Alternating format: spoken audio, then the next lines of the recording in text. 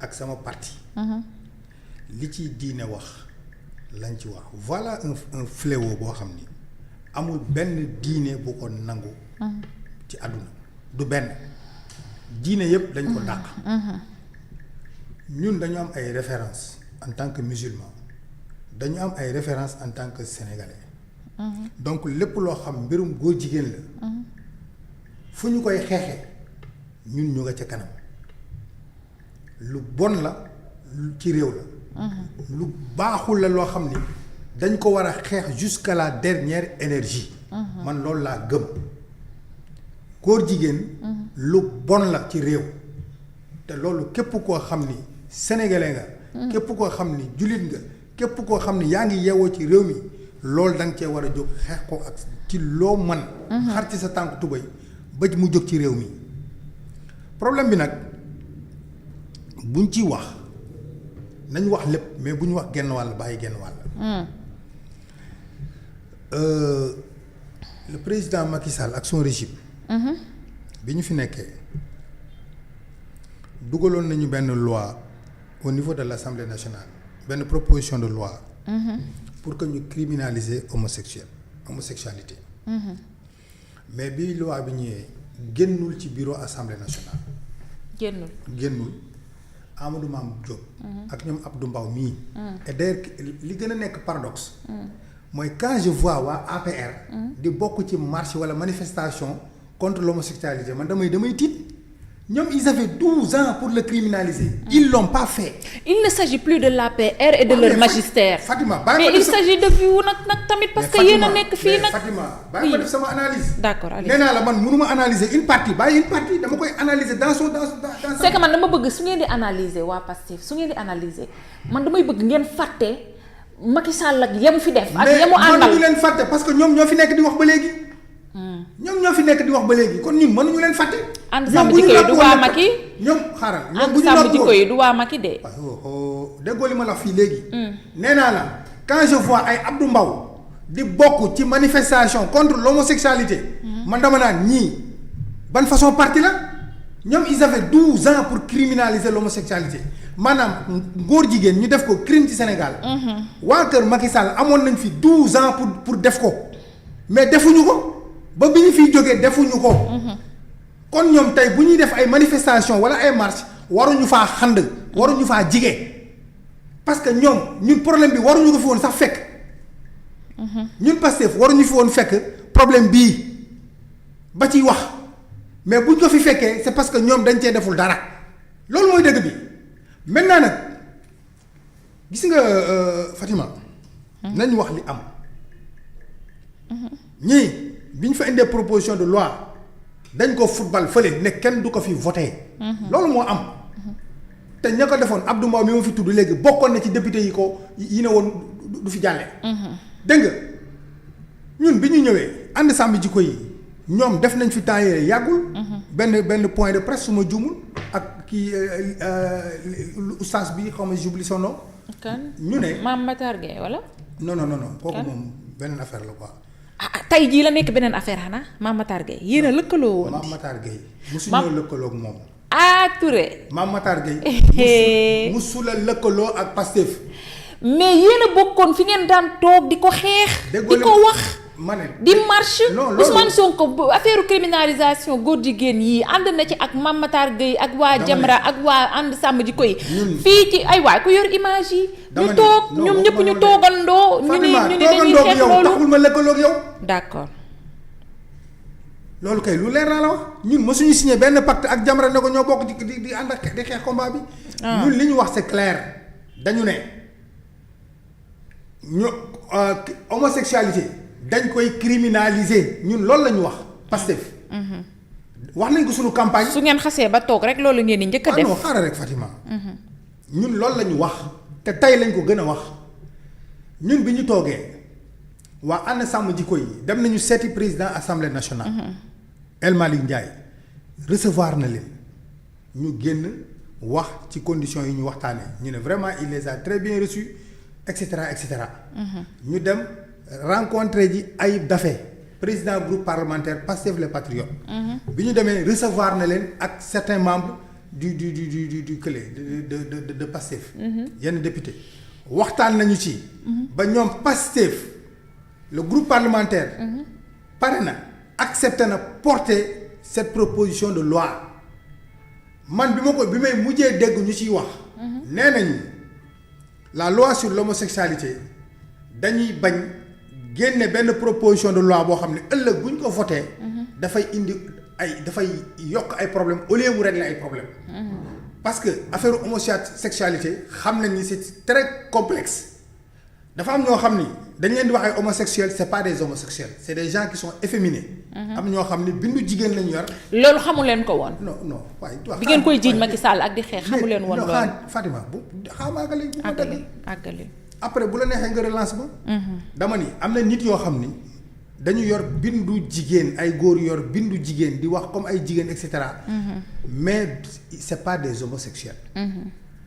am na ñoo xam ni nag c'est des homosexuels homosexuel mooy kuy def acte contre nature est-ce que comprendre nga. mooy góor ak góor wala jigéen ak jigéen et cetera am na les zoophiles mooy ñi seq ak mala yi et cetera dégg nga.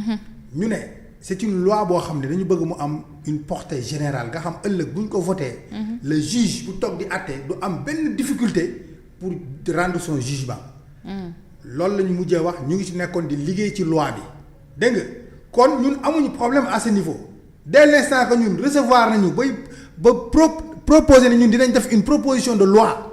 kon kay yaa xayti mu laa problème boobu à notre niveau. nekkatul problème maintenant. problème bi fan la kon. Assemblée nationale bis bu ñu paree seen proposition de loi le groupe parlementaire Pastef. mais dinañ ko dugal ñu voté ko. léegi nag loolu ñun ñu ngi suñu premier mandat. defaguñu sax ñaari at. est-ce que dégg nga wax bi kon nañ leen bàyyi actuellement tey boo bëggee dégg-dégg Assemblée nationale mais loi yi fa tegee bari na. te voté guñu leen déjà xoolal kii bi nu mu tuddati. c'est que le problème mooy bu ñu accéder ci nguur gi. waaw. am majorité assemblée nationale dina bokk ci loi yu ñuy njëkk a voté. waaw. assemblée léegi mu am 2 ans. waaw. bi ngeen toogee léegi presque 2 ans. waaw. ñaata loi la ñu war waxoon dañ koy voté. de voté gu ñu leen ba léegi fourage. non xaaral dama ne ñaata loi. c'est que man dama ñëw rek ci lu ngeen waxoon. non Fatima xam nga lan moo am solo dans cette histoire là. du njëkk a voté du mujjee voté. pour man dans cette histoire xam nga lu ci am solo mooy que ni assemblée nationale bu Sénégal voté na loi sur l'homosexualité contre l'homosexualité man loolu moom amal njëriñ def nañ ko en janvier def nañ ko en décembre def nañ ko 2026. def nañ ko 2027 man c'est le cadet de mes soucis. ce qui m'intéresse man ce qui m'importe mooy mandat bii ñu jox muy un mandat de 5 ans. balaa muy jeex nañ ko voté man loolu moom mooy amal solo. def nañ ko ren def nañ ko déwén jéeg. l'essentiel na am parce que topp nañ ci 12 ans mënuñu ko am kon 5 ans yi balaa muy jeex nañu fexe ba nañu ko voté parce que bu ñu ko voté wulee bu boobaa luy ñëwaat suñu kaw lay doon parce que ñun ñoo ko waxoon. donc Assemblée nationale. on leur donne du crédit que ni ñoom nee nañ ñu ngi ciy liggéey bi na gaaw saa bu paree nañu ko dugal nit ñi voté ko. bu fekkoon tey dafa am ay député Pastef yu taxaw ne ñun loi boobu suñu yoon nekk duñ ko voté là mën nañ toog wax. mais dans l'unanimité ñun ñëpp parti bi ñëpp d'accord nañu lii c'est des lois yoo xam dañ ko war a voté. donc bu ñu ko dugalee ñu voté ko maintenant nag gis nga Fatima. temps yële damay déglu benn débat quoi mais damay gis. certains de la presse. opposition moom du ma wax seen wax quoi parce que ñoom ay manipulation diabolisation seen yëf la. mais quand je vois des gens de la presse journalistes de surcroît di manipuler ça me fait très mal ñun dañu am métier dañu am un sacerdoce informer juste et vrai boo paree nag nga def say commentaires loolu man jànguma journaliste mais loolu ñëpp xam nañ ko quand quelqu'un te dit que ne way Ousmane Sonko. recevoir na Jean-Luc Mélenchon d'accord na ci homosexualité mais c'est grave. quand on te dit que. toléré bi moo nekk problème bi rek quand on te dit que Jean-Luc Mélenchon dafa ñëw assemblée nationale wax affaire fële astafurlah université wax affaire homosexualité. étudiants yi di ko tàccu. effectivement mais c'est faux. naa teg vidéo bi léegi nii. déggoo li ma la c'est faux man j'étais là-bas. te gis nga ni c'est manque de respect aux étudiants man j'étais là-bas Jean-Luc Mélenchon bi muy wax loolu. je te jure devant Dieu étudiants yi ko doon yuuxoo loolu moo fa amoon man j'étais là-bas kenn nettaliwuma. ñun de acclamation lañ dégg. oh Samba mun ngeen defar seen vidéo yu leen neex mais dama ni man dama fan Acclamation lañ non dégg. mën ngeen defar seen vidéo yu leen neex.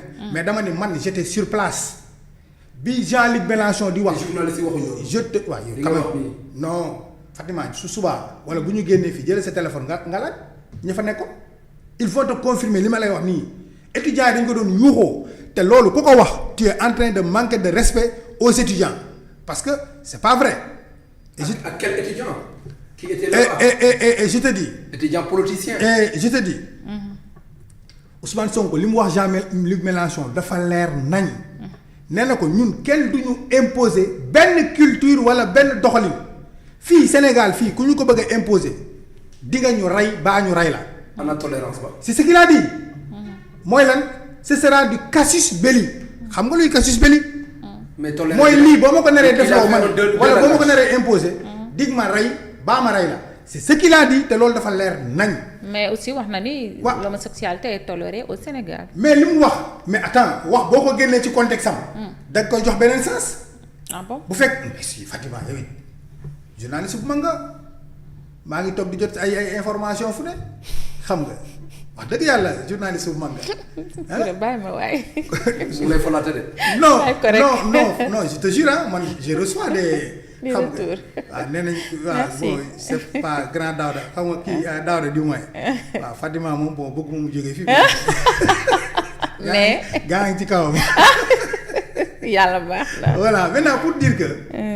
gis nga affaire homosexualité képp kuy sénégalais da nga ci war a jóg ñu xeex ko mu jóg fii. yéen waa assemblée nationale xaw ma fu ngeen toll ci liggéey bi mais na par. mais les gens auraient voulu que monsieur Touré que da ngeen di dem législature rek teg ngeen. Mais Fatima, ngeen dugal mais loi ñun boobu dañuy ñëw. noonu. rek xoolal mu demee côté. Non, parce Fatima. que bi ngeen ñëwee reddition des comptes da ngeen a ñëw rek attaquer reddition des comptes. mais parce que Fatima, waxoon ngeen ni bu ngeen ñëwee ñi sàcc ñi luubal suñu alal et cetera. bi ngeen ñëwee teg justice dafa dugg ci loolu. Fatima. mais criminalisation homosexualité dafa jël lenteur boo xamante ni. xaaral. enfin les gens ne comprennent Non, pas. non, xaaral. beneen bi topp sànq da nga interpeller Abdou Mbow. mais il y a benn loi boo xamante ni dafa tere acte contre nature c'est-à-dire am que na ñi fi nga xam ne dañuy def acte contre nature su leen yoon jàppee day rëkk seen digg c'est-à-dire am na fi loi bu existé am na fi. mais juste que dañu bëgg ñu criminaliser Mais loi boobu- maanaam buñ la ci jàppee duñ la jox duñ la rëkk sa ndigg selon loi bi mais dañ koy jàppee comme crime fukki at ngay tëdd wala perpétuité. voilà loi bi sax liñ ci wax. Oui. bon man li ma ci am ci écho dañ ne dañuy alourdir les peines c'est-à-dire que au lieu ñu lay tëj ay 6 mois. wala ay nangam. waaw dañ lay tëj comme ku def un crime mooy li ngay wax nii c'est-à-dire 5 ans jëm kaw ci yooyu lañ nekk di liggéey maintenant dama ni Fatima ñun bi ñu ñëwee fii mais dañ fekk dëkk boo xam ni mais y a tout un tas de trucs à changer. y a des institutions yu ñu waroon a dindi. et cetera. mais Xam nga- en parlant de góor jigéen. Waaw. mais sérieusement Sénégal li mu ciy dund jamono yi musu ko dund ci mais histoire am. déggoo lu ma la wax. musu ko dund ci histoire am. Non, non, gis nañu góor jigéen bu snabee bitim réew ba biir Sénégal. non non Fatima, franchement Fatima, xaaral. dugg ci suñu yàngoo yi di snap Fatima, normal. Fatima xaaral. amul ci benn Fatima, problème. defal ndànk, oui. defal ndànk. Mame Matar Gueye li nga fi wax léegi. toog na télé publiquement mu ne y a plus d'une vingtaine d'associations d'homosexuels au Sénégal. reconnues par l'État. dëgg la Il man a mi def dit. nañ émission wax na ma ko. voilà kon. bul ne affaire bi léegi. ministre de l'intérieur booba moo leen joxoon ñoom ñëpp seen këyit. récépissé waaw seen il a récépissé dit yi, oui. man du sama wax dama ko dégg muy wax dégg nga kon c'est un phénomène boo xam ni yàgg na fi li ñu war a wax kay mooy du tay la ak démb la. c'est un phénomène qui est là. Très bien. là lu bon la. ñun ñëpp nañ ko xeex maintenant li ñu mën ñun mooy ñun duñu ay député. ñu demander assemblée nationale surtout les députés de Pastef lii nga xam dafa nekkoon bokkoon ci suñu programme de campagne. nañ ci taxaw lu mu gën a gaawee. comme ça affaire góor jigéen ñu bon affaire du ko fi dindi. parce que boo criminalisé nañ fi viol. te viol yaa ngi am ba léegi. ce matin rek yaa ngi wax benn cas. waaw ñaari cas kay. waaw mu ngi am ba léegi. mais Oui. au moins c'est des lois.